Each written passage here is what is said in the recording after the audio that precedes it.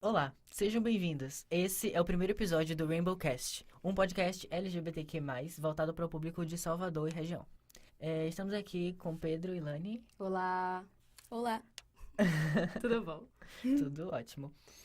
Nossa primeira conversa hoje vai ser sobre a nossa apresentação. Falar um pouco sobre nossa aceitação interna, da gente com a sociedade e quem nós somos.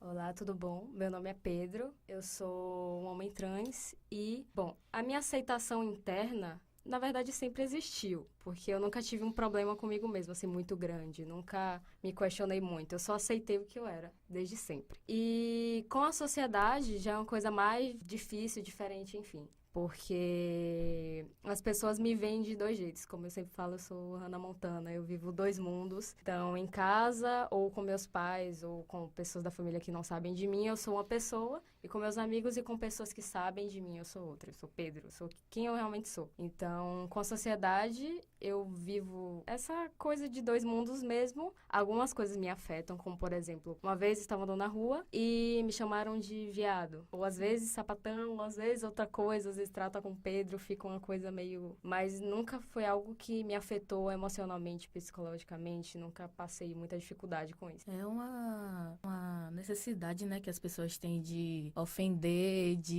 não sei, de te denominar alguma coisa, sendo que Te rotular. não tem intimidade nem nada parecido. É realmente...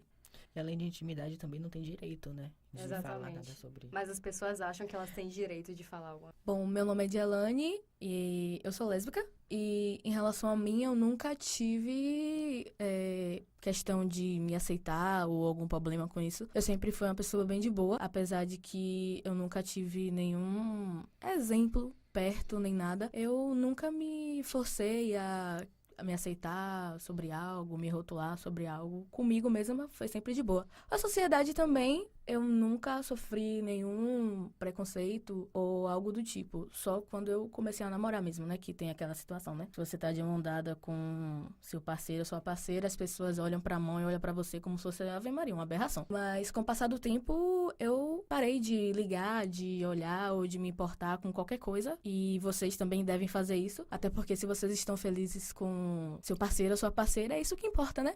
Exatamente. Bom, eu sou Pablo, me chamo Pablo, eu sou gay e o meu processo comigo mesmo foi um pouco mais complicado do que com as outras pessoas. Eu não queria acreditar que eu era assim, então eu falava para os meus amigos que não, eu falava para todas as pessoas que perguntavam que não. Até que chegou um momento que quando você segura muito uma bomba, um momento ela vai explodir, infelizmente dentro de você mesmo. Então teve um momento que me sufocou a tal ponto que eu não pude mais, não conseguia mais segurar. Então eu acho que o processo de autoaceitação foi mais complicado do que o de aceitação com a sociedade.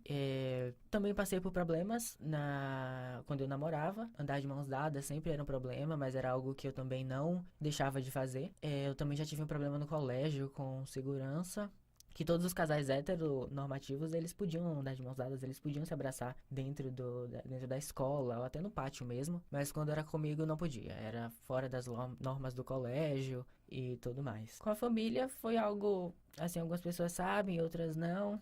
Mas acredito que é até tranquilo, é até de boa pra conversar sobre isso. Pra conviver. Pra conviver, sim. E uma coisa que muitos amigos meus que ainda não se assumiram, pensam em se assumir, que me perguntam, né, como é que eu lido? Porque às vezes parece que eu já me assumi pra Deus e o mundo. Como se você tivesse necessidade, né? Exatamente, eu acho que o maior truque disso tudo, de passar por isso tudo, quando você não tem apoio de ninguém, porque assim, eu, por exemplo, eu tenho apoio de alguns tios, alguns primos, alguns amigos, o que já é muito comparado ao resto da comunidade. Mas acho que o maior truque é você, quando você tá bem com você mesmo, assim, você consegue lidar melhor. Eu sei que, às vezes, como você falou, parece que tem uma bomba que vai explodir a qualquer momento, mas quando você consegue lidar com aquele sentimento, você consegue esperar mais um pouco, pensar não vou falar agora porque vai acontecer alguma briga. Porque, além disso, que esse sentimento que você tem, você sabe que você é. Mas você sabe que talvez se você falar, essa bomba vai explodir e afetar várias coisas da sua vida. Então, é melhor, às vezes, ficar quieto e ver o momento certo pra você, não pra todo mundo. Isso, eu acho que é importante também você respirar e colocar tudo em um contexto. Como você acha que a sua família vai reagir? Como você acha que os seus pais vão reagir? Se você acha que vai ser uma coisa muito ruim, que eles podem, não sei, te expulsar de casa, ou algo assim bem drástico, não fala, segura um pouco. Você vai ter o seu momento, você vai ter a situação, você vai ter toda uma estrutura melhor. Se você pensar, se você parar, se você ver que aquele não é o momento. E às vezes é isso, às vezes você tem que esperar um pouco.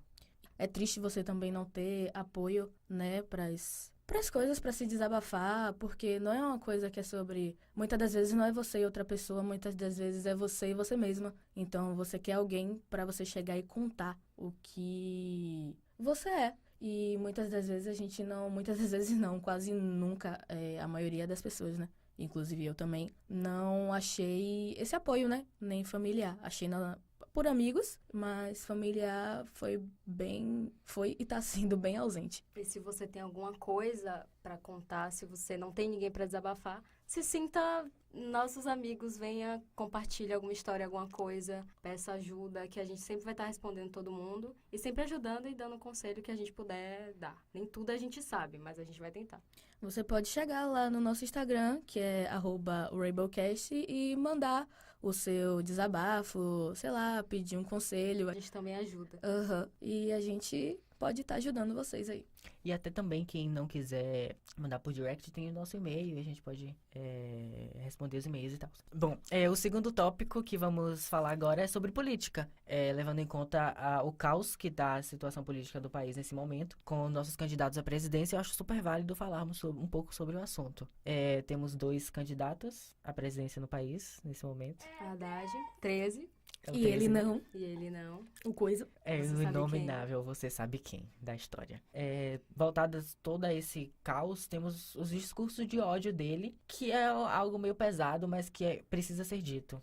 A gente até apresentaria as propostas, né? Mas tá em falta.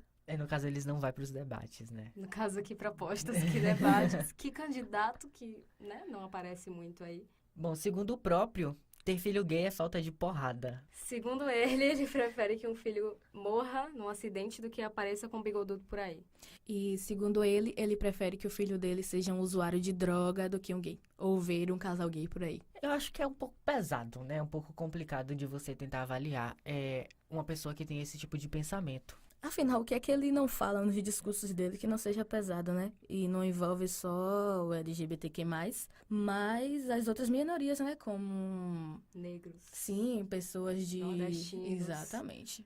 Todo tipo de preconceito Mulheres. que tiver. Mulheres, principalmente mulheres, né? Já que ele mesmo disse que não lembro quem era, mas que não merecia ser estuprada. Sim, e as repórteres, né, que ele já chamou de vagabunda, ao vive a cores por aí. Mas os próprios fãs dele, né? As próprias pessoas que apoiam ele diz que não é discurso de ódio, ele não é racista, ele não é homofóbico. Ele apenas se estressou, a pessoa atacou ele, ele foi atacar de volta e saiu como um insulto, mas não é nada daquilo. Ele é um santo, ele não é nada daquilo que a gente... E mesmo que fosse, né, uma coisa que a gente não deve fazer é eleger uma pessoa desequilibrada, porque se ele tá, né, xingando pessoas, que tá entrevistando ele, alguma coisa assim, imagine ele na presidência, né? Sim, é também importante pensar nos seus amigos, nos seus familiares, nas pessoas LGBTQ+, ou mulheres ou negros que são seus amigos, que estão na sua família. Como seria para essa pessoa viver